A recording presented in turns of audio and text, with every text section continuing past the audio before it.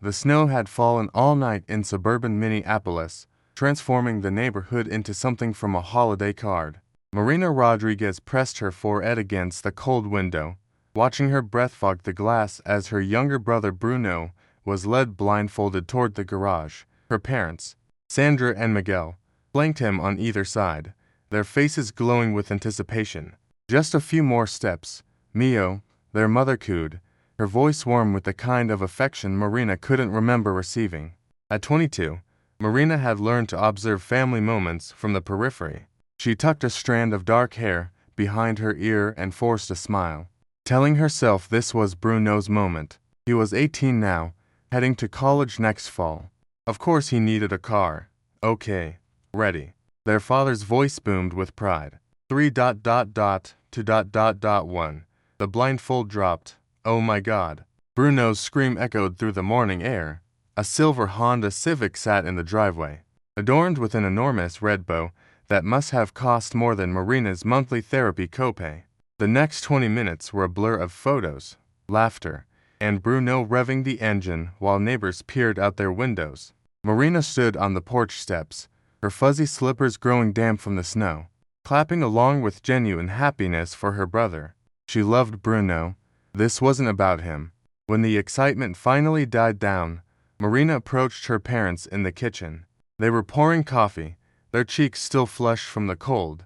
Merry Christmas, Mom, Dad. She held out the small wrapped boxes, a cookbook she'd found at a vintage shop for her mother, a leather journal for her father. Sandra glanced at the gifts, then at Marina. The warmth that had radiated from her face moments ago evaporated like morning frost. Miguel didn't even look up from his coffee. Be grateful you're even here, Sandra said, her voice flat and cutting. The words hung in the air between them. Marina's hand trembled slightly, still extended with the gifts. She knew exactly what her mother meant, the hospitalization 2 years ago, the therapy sessions they complained about paying for, the medication they called unnecessary, the night they'd found her in the bathroom, barely conscious, and the way they'd looked at her in the hospital, not with concern, but with embarrassment. Mom, i.e. the ham needs to go in the oven, Sandra interrupted, turning away. Miguel, check if your brother called. Marina stood there for another moment, gifts still in her outstretched hands, before quietly placing them on the counter and retreating to her room. She could hear Bruno starting his car again outside, the engine purring with newness and possibility. In her room, she pulled out the battered notebook she'd kept since high school. Her therapist, Dr. Kim, had suggested journaling as a coping mechanism. Today, the words came fast and sharp. They gave him a car. They gave me a reminder that my existence is a burden. She wrote for an hour, filling pages with memories she'd pushed down. The graduation dinner where they'd forgotten to mention her summa cum laude achievement while toasting Bruno's be average. The college fund that mysteriously disappeared when she'd been accepted to Northwestern. The family photos where she was always slyly out of frame, as if the camera itself knew she didn't quite belong. Later that evening, as extended family arrived for Christmas dinner, Marina played her role perfectly. She helped in the kitchen, smiled at her aunt's questions about her job at the marketing firm, and took photos of Bruno with his new keys. No one noticed the way Sandra's jaw tightened whenever Marina spoke, or how Miguel's eyes skipped over her at the dinner table. But Marina noticed. She noticed everything. That night, after everyone had gone home and the dishes were done, she sat in her room with her laptop. The words from her journal seemed to pulse on the page, demanding to be shared. On impulse, she created an anonymous blog, Invisible Daughter. Her fingers hovered over the keyboard. Then she began to type. This morning, my parents gave my brother a car for Christmas. When I wished them Merry Christmas, they told me to be grateful I'm even here. I am grateful. Grateful I survived what they never bothered to understand. This is my story.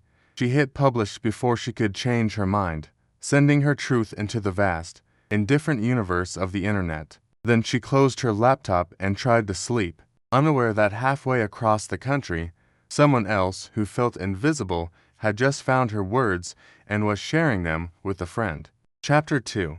When the invisible becomes seen. January in Minneapolis was brutal. But Marina barely noticed the cold as she rushed from the parking garage to her office building. 3 weeks had passed since Christmas, and she'd thrown herself into work with a determination that impressed even her demanding boss, Catherine Chen. Rodriguez, great work on the Hennepin campaign, Catherine said, stopping by Marina's cubicle. The client loved your social media strategy. Thank you, Marina replied, minimizing the tab where she'd been checking her blog stats. Again, the numbers still shocked her. What had started as a single post had grown to over 50,000 views. Comments poured in daily from people sharing their own stories of family favoritism, of being the scapegoat, of surviving despite those who should have loved them most. Her phone buzzed, another notification from the blog. She'd turned off most alerts, but kept notifications for direct messages. This one made her freeze. Hi, I'm a producer for the Today Show. We'd love to talk to you about your story. Marina stared at the message, her heart pounding. She glanced around the office, suddenly paranoid that someone might see. The blog was anonymous. No one knew. Not her coworkers, not her friends, and definitely not her family. That evening, she met her best friend Aisha at their usual coffee shop in Uptown. Aisha was the only person who knew about the blog, having held Marina through too many family-induced breakdowns to count. They want me on the Today Show, Marina said without preamble. Sliding into the booth, Aisha nearly dropped her latte. Holy shit, are you going to do it? I can't. If I go public, my parents will what? Aisha interrupted. Disown you. Treat you worse than they already do. Marina, honey, they gave your brother a car and told you to be grateful you're breathing. What exactly are you protecting? Marina wrapped her hands around her hot chocolate, seeking warmth. It's not that simple. Bruno doesn't know how they treat me. He'd be devastated. And my extended family ... double quotes, the same extended family that never noticed you were suffering. The truth of it stung. Marina had become an expert at hiding her pain, at smoothing over the awkward moments when her parents' favoritism showed. She protected them, even as they wounded her. I need to think about it, Marina said finally. Over the next week, more requests came in. Podcasts, magazines, even a literary agent who saw book potential in her story. Marina continued posting anonymously, each entry peeling back another layer of her experience. The time her parents missed her college graduation because Bruno had a baseball game. The Christmas when she was 16 and they'd given Bruno a laptop while handing her a card with $20. The family vacation they'd taken while she was in the hospital. Posting photos from Disney World while she learned to want to live again. But it was the post about her suicide attempt that broke the internet. She wrote it on a particularly bad night, when the darkness felt close again, 2 years ago. I swallowed every pill I could find, not because I wanted to die, but because I couldn't figure out how to live as a ghost in my own home. My parents found me, called 911, and saved my life. But when I woke up, the first thing my mother said wasn't I love you or I'm glad you're okay. She said, how could you do this to us? As if my pain was just another way I'd disappointed them. The response was overwhelming. Thousands of comments, emails from therapists wanting to help, messages from people who said her words had stopped them from making the same decision. Marina spent hours responding to as many as she could, creating a community of the invisible, the overlooked, the scapegoated. One evening, as she was writing a response to a teenager in Ohio, her phone rang. Bruno. Hey, sis, how's it going? Good, Marina said, closing her laptop. How's the car treating you? Amazing. I actually wanted to talk to you about something. He paused. Have you noticed Mom and Dad acting weird lately? Marina's stomach dropped. Weird how? I don't know. They keep having these hushed conversations, and Mom's been on her laptop constantly. She seems ... upset. Of course. Her mother, the social media stalker who monitored everyone's Facebook, had probably found the blog. Minneapolis wasn't that big. The details, though changed slightly, were specific enough. I'm sure it's nothing, Marina lied. Maybe work stress. After they hung up, Marina stared at her reflection in her laptop screen. Aisha was right. What was she protecting? A family that had never protected her. parents who saw her survival as an inconvenience. She opened the email from the Today Show producer and began typing. "Thank you for reaching out. I'm interested in sharing my story, but I need to remain anonymous for now. Would that be possible?" The response came within minutes. "Absolutely. We can conduct the interview with your face in shadow and voice altered. Your story is what matters." Marina took a deep breath. For 22 years, she'd been invisible. Maybe it was time to be seen, even if only as a shadow with a voice. Chapter 3. The unraveling. The studio was smaller than Marina had imagined. She sat in a chair, facing away from the camera, her hands folded tightly in her lap as the production assistant adjusted the lighting to keep her in silhouette. 3,000 miles from Minneapolis, in New York City, she felt both safer and more exposed than ever.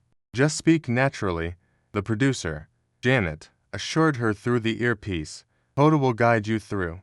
Remember, you're in control here." The interview aired on a Tuesday morning in February. Marina watched from her hotel room, strange to hear her own voice digitally altered, sharing her story with millions of viewers. Hoda Kotb's questions were gentle, but probing, drawing out details Marina hadn't even written about yet. "When your parents told you to be grateful you're even here, what went through your mind? That I was foolish to think things had changed," Marina's altered voice replied on screen.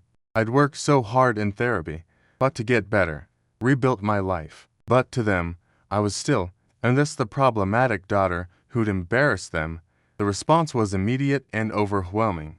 #InvisibleDaughter began trending. News outlets picked up the story.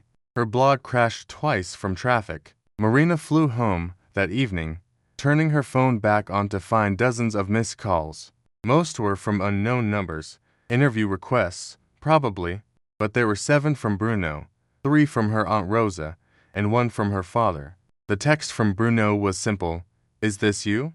She took a lift straight to Aisha's apartment, unable to face going home yet. "You did it," Aisha said, pulling her into a hug. "I'm so proud of you." They ordered Chinese food and monitored the response together. Marina finally called Bruno back around 9 p.m. "Marina," his voice was strange, hollow. "Is it true? Everything in that blog?" "Bruno, just answer me. Is it true?" Marina closed her eyes. Yes. The silence stretched between them.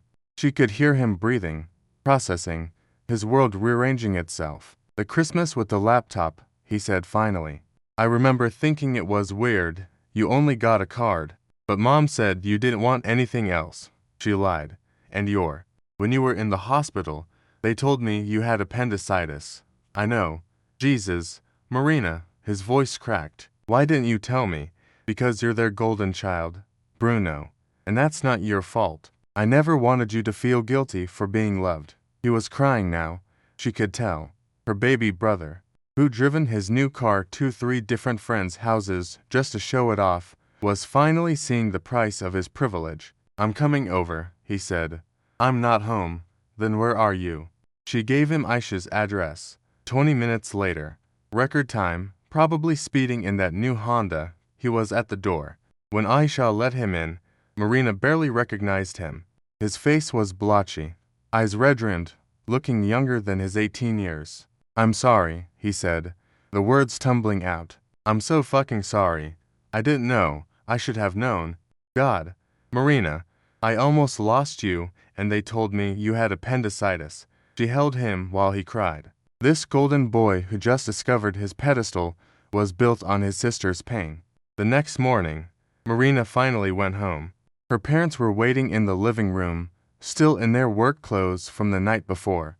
The TV was on, paused on a news segment about her story. "How dare you?" Sandra began, but Miguel held up a hand. "Is this how you repay us?" he asked, his voice deadly quiet. "By humiliating us, by telling lies to the whole world." "What lies?" Marina found her voice, steady and clear. "Name one thing I said that wasn't true." "You made us sound like monsters," Sandra spat. "After everything we've done for you, what have you done for me?" Marina interrupted. "Besides the legal minimum required of parents, you housed me, fed me, and treated me like an unwanted guest. You saved my life only to remind me constantly that I was a burden for needing saving." "You were sick," Miguel said. depressed. It was hard on everyone. I was your daughter. The words erupted from her. Years of silence breaking like a dam. I was drowning, and instead of throwing me a life preserver, you complained about the splash I was making. Sandra stood, her face twisted with rage. Get out. Pack your things and get out of this house. Marina laughed, surprising all of them. I've been saving for my own place for months. I knew this day would come. She went to her room and packed methodically. Clothes, books, the journals that had saved her life more than once. Bruno appeared in her doorway. Where will you go? Aisha's, for now. I'll find an apartment soon. Marina ... He looked lost. I don't know how to fix this. She paused in her packing to face him. It's not yours to fix, Bruno. Just ... Don't become them. When you have kids someday, love them equally. That's all. As she loaded her car, her beat-up 2012 Corolla that she'd bought herself, her parents watched from the window. She wondered what they were thinking, if they felt any regret or anger at being exposed. The literary agent, Rebecca, called as Marina drove away from her childhood home for the last time. I've been watching the response to your Today Show interview, Rebecca said. Publishers are very interested. This could be a powerful memoir. Marina glanced in her rearview mirror, watching her parents' house disappear. I'll think about it, but she already knew her answer. She'd been invisible for 22 years. Now that people could finally see her, she wasn't going to hide again. Chapter 4. Building a Life in the Light. 1 year later, Marina stood in Barnes and Noble on Nicollet Mall, watching people line up for her book signing. Invisible Daughter, a memoir, had hit the New York Times bestseller list 3 weeks ago, and the tour had been a whirlwind of cities, interviews, and faces of people who saw themselves in her story. The crowd's bigger than expected, Rebecca murmured beside her. Security says there's a line around the block. Marina smoothed her dress, a deep blue that Dr. Kim had helped her pick out, saying it was time to stop wearing colors that helped her blend into the background. Her therapist had been her anchor through the chaos of the past year, helping her navigate sudden visibility after a lifetime of being overlooked. The signing was scheduled to start in 10 minutes. Marina was arranging her pens when she spotted a familiar figure near the back of the store. Bruno, wearing a baseball cap pulled low, trying to blend in. They'd texted sporadically over the months, but hadn't seen each other since she'd moved out. He'd started college at the University of Minnesota, was doing well in his engineering program. He'd also started therapy. According to his messages, their eyes met across the store. Marina gave a small nod, and he relaxed slightly, taking his place in line. The next 2 hours were a blur of faces and stories. A mother who'd realized she'd been favoring one child and was working to change. A young man who'd found the courage to confront his family's toxic dynamics. A teenager who said Marina's blog had saved her life. When Bruno finally reached the table, the store was nearly empty. He placed a copy of her book on the table, looking uncertain. Hi, he said softly. Hi yourself. Marina opened the book to the dedication page, which he clearly hadn't seen yet. For Bruno, who deserved better parents too, his eyes filled with tears. Marina, I know, she said, signing beneath the dedication. How are they? He shrugged. The same, maybe worse. They tell people you had a breakdown and made everything up. And what do you tell people? The truth, that my sister is the strongest person I know, and our parents failed her. They talked for a few more minutes. He was seeing a girl named Casey, was thinking about changing his major to psychology. He'd read every blog post, every interview, trying to understand. I started noticing things, he said. After you left, how they never ask about you, but they'll spend an hour talking about my roommate drama. How there are no pictures of you after age 16. How mom still sets the table for 3, not 4. Bruno, I moved out too, he said quickly. Got an apartment with some friends. I couldn't stay there knowing what I know now. Marina came around the table and hugged him. That wasn't necessary. Yes, it was. He pulled back to look at her. I'm using the car money, what I can access of it, to help pay for my therapy. Seemed appropriate. As he left, he turned back. Casey wants to meet you. She's read your book twice. I'd like that, Marina said. Meaning it? The bookstore was closing. As Marina gathered her things, her phone buzzed with a notification from her financial advisor. The book earnings had cleared. Combined with her speaking fees and the advance for her second book, she had more money than she'd ever imagined. Outside, Minneapolis was experiencing an unseasonably warm March evening. Marina walked to the parking garage, keys in hand, and stopped in front of her new car, a modest but reliable Honda CR-V she'd bought herself 6 months ago. She paid cash, surprising the dealer who'd assumed she was another young person needing financing. She'd thought about buying something flashier with her book money. Rebecca had laughed when Marina showed up to a major interview in her Corolla, but Marina didn't need a status symbol. She needed reliable transportation for her life, her speaking engagements, her therapy appointments, her new apartment in a different neighborhood where no one knew her as the Rodriguez's problematic daughter. As she drove home, she passed her parents' street on impulse.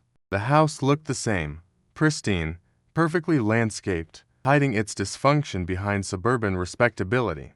There were 2 cars in the driveway. Neither was Bruno's. Her phone rang. Aisha, how'd the signing go? Bruno came. No shit. How was that? Good. Hard. Good. Marina turned away from her old neighborhood, heading toward her new life. He moved out. Wow. The golden child flew the nest. Turns out even golden children can tarnish when they learn the cost of their shine. That night, Marina sat in her apartment, her own space, decorated with plants and colors and art that made her happy. She opened her laptop and began writing a blog post. Today, someone asked me if I regret going public with my story. If I miss my family, the truth is, I grieved that family long before I ever spoke my truth. I grieved the parents I needed while learning to live with the ones I had. Going public didn't cost me a family.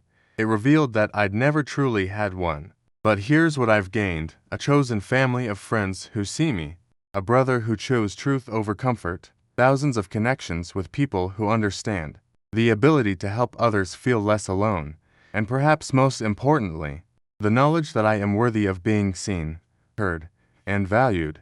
To those still hiding in the shadows of your family's dysfunction, your story matters. Your pain is real. You deserve to be more than an afterthought in your own life. Sometimes the price of visibility is losing those who preferred you invisible. But I promise you, the light is worth it. She posted it and closed her laptop. Tomorrow, she had a therapy appointment in the morning and lunch with a documentary filmmaker interested in her story. Next week, she'd start working on her second book, this one focused on healing and building a life after family trauma. Her phone lit up with a text from Bruno. Read your new post. Proud to be your brother. Really proud. Casey says hi. Marina smiled, curling up on her couch with a cup of tea. Outside her window, Minneapolis glittered in the darkness. Somewhere in the city, her parents were probably maintaining their narrative, setting their table for 3, pretending their daughter had never existed rather than acknowledging how they'd failed her. But Marina wasn't at their table anymore. She'd built her own, surrounded by people who saw her worth. The girl who'd once swallowed pills to escape her invisibility had become a beacon for others lost in the shadows. She'd bought her own car, her own home, her own life. And unlike the gift her parents had given Bruno that Christmas morning, these were things no one could ever take away. The dedication in her second book would read, "For everyone who was told to be grateful for the bare minimum, you deserve the whole sky." As she drifted off to sleep that night, Marina thought about that Christmas morning that had changed everything. The snow, the red bow, the words that had cut her to the bone. She'd thought it was her lowest moment. Now she knew it was the beginning of her rise. Sometimes the greatest gift is the push that finally makes you save yourself. Epilogue. 2 Christmases later, snow was falling again in Minneapolis. Marina stood in her apartment, adjusting the star on top of her Christmas tree. This year, she was hosting Aisha, her girlfriend Marcus, Dr. Kim, who'd become a friend after Marina's therapy had evolved beyond crisis management, and Bruno with Casey. Her phone buzzed. A text from an unknown number, but she recognized the writing style immediately. "Marina, this is Mom. I know you won't respond, but I wanted you to know we read your book." Both of them were in family therapy now. It's hard. We're learning about narcissistic family dynamics and scapegoating. I'm not asking for forgiveness. I'm just letting you know we're trying to understand. Maybe someday. Well, Merry Christmas. Marina stared at the message for a long moment, then deleted it. Maybe someday she'd be ready for that conversation. But not today. Today was about the family she'd chosen, the life she'd built, the person she'd become. The doorbell rang. Bruno and Casey arrived first, carrying homemade cookies and a board game. As Marina hugged them both, she noticed Bruno was wearing a sweater she'd sent him, bright blue, impossible to blend into the background. Merry Christmas, sis, he said, and the words carried weight they'd never had before. Merry Christmas, Bruno, as her chosen family gathered around her table, sharing food and laughter and stories. Marina thought about visibility, how she'd spent so long trying to be seen by people who were determined to look through her, how she'd nearly disappeared entirely, thinking invisibility was all she deserved. Now, her books sat on shelves across the country. Her story had sparked conversations in thousands of homes. She'd received letters from parents who'd realized their mistakes in time to change, from invisible children who'd found their voices, from families learning to love better. She'd bought her own car, her own home, her own happiness. But the greatest thing she'd purchased with her pain was the knowledge that she'd been worthy all along. Outside, the snow continued to fall, covering Minneapolis in a clean white blanket. Inside, Marina was warm, seen, and loved. It had taken her 24 years, but she'd finally found her way home.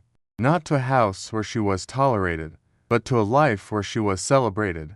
And that was the greatest Christmas gift of all.